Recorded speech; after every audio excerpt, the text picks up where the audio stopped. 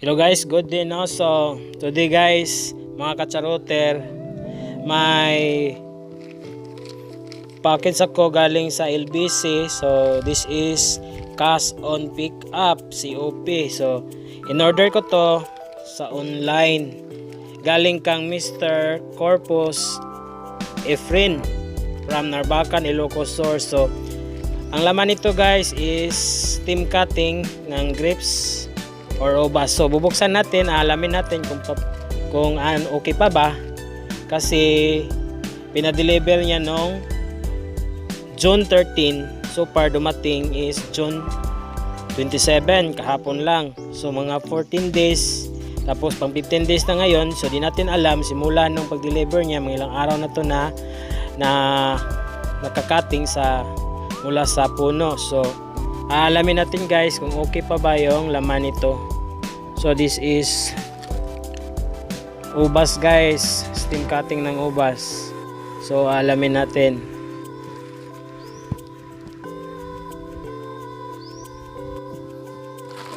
So ito guys, bubuksan ko na guys. Mga kacharoter, bubuksan ko para malaman natin kung ang laman is okay pa ba.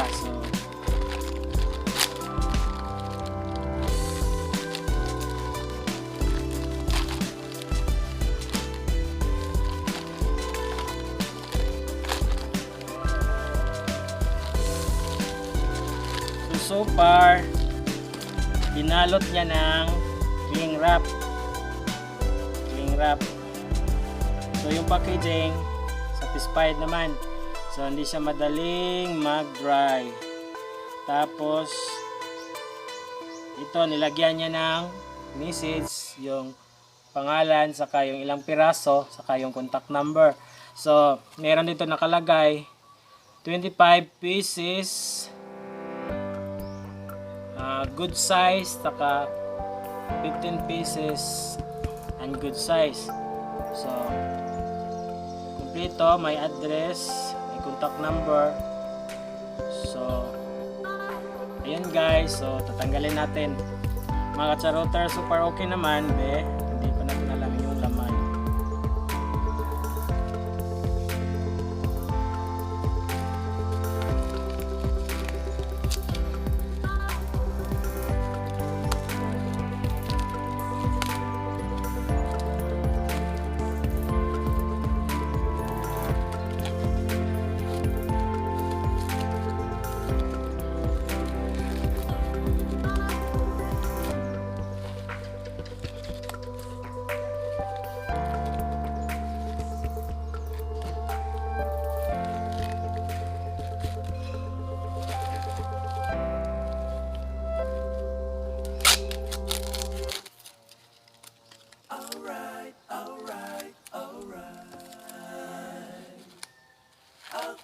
So okay din guys yung pagkaano niya. Mga charoter, maganda yung pagkabalot niya, yung packaging. Kasi hindi siya madali matulog. Ayun nga.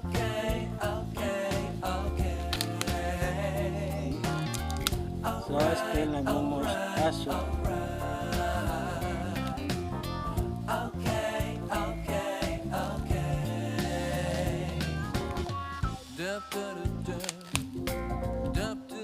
Ayan guys, yung iba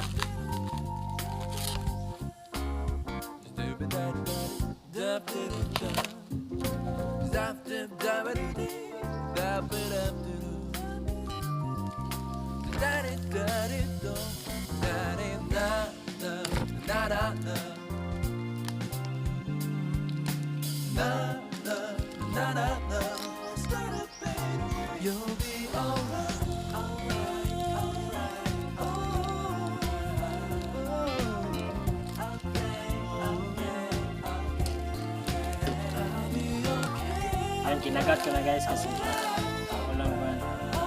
So ano na siya guys, hindi na siya masyado okay.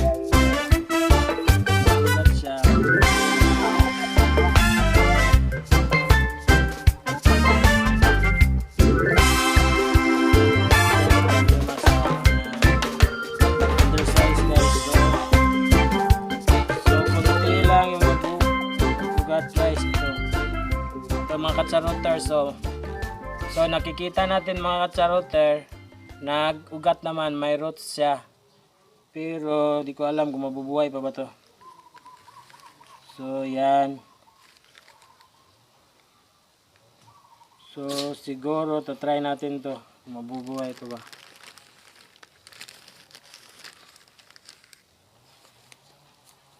Then ito yung undersize guys, itong good size. Titingnan din natin kasi yung hindi nilang kaya yung sura.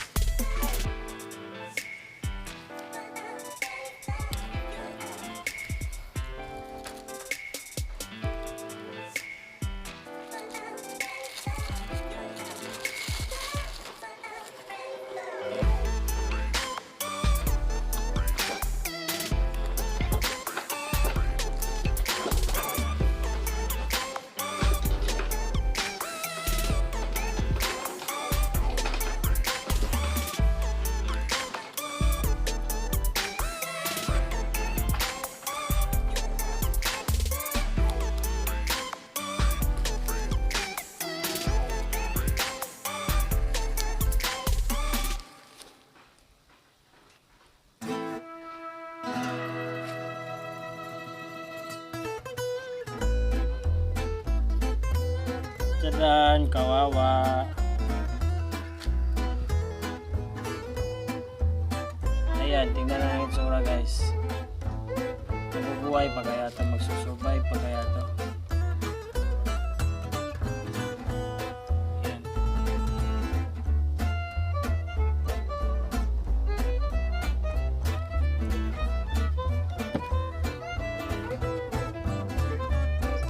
Sana magsusurvive.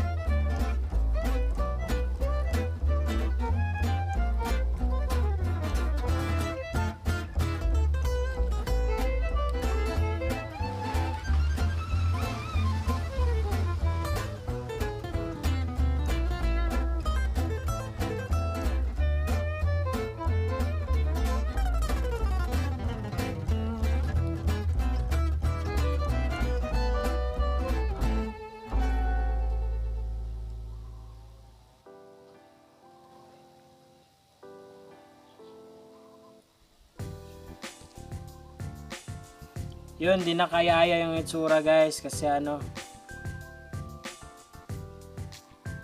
iba itsura, parang na tutuyo na guys, ay na ano, Parang nadudunot. Pero yun pa rin, try natin to itanim, baka mag-survive. Kasi yung iba may ugat na. I think. So mamaya tatanim natin yan.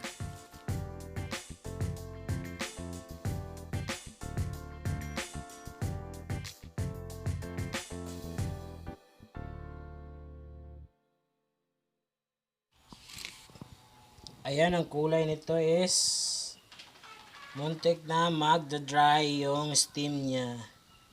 Dahil 15 days ko mula sa pag-shipping na receive. So far nag-ugat siya pero hindi natin alam kung magsusurvive ba yan. So yan ang ating gagawin. Sana magsusurvive guys. Kasi sayang yung effort ko. At the same time, yung bayad ng shipping, mahal din yun eh. Kaya sana mag-survive. So yung last time na pagkuhan guys, nagpa-ship din ako ng steam cutting guys. Nagpa-shipping din ako ng steam cutting. So 7 days lang na-receive ko na. Ito times 2 ngayon guys dahil nga sa COVID guys. Dala ng COVID, so daming naepektuhan. Pero yan, may ugat siya. May ugat naman na may ugat. So sa tingin ko, may magsusurvive, mayroong hindi.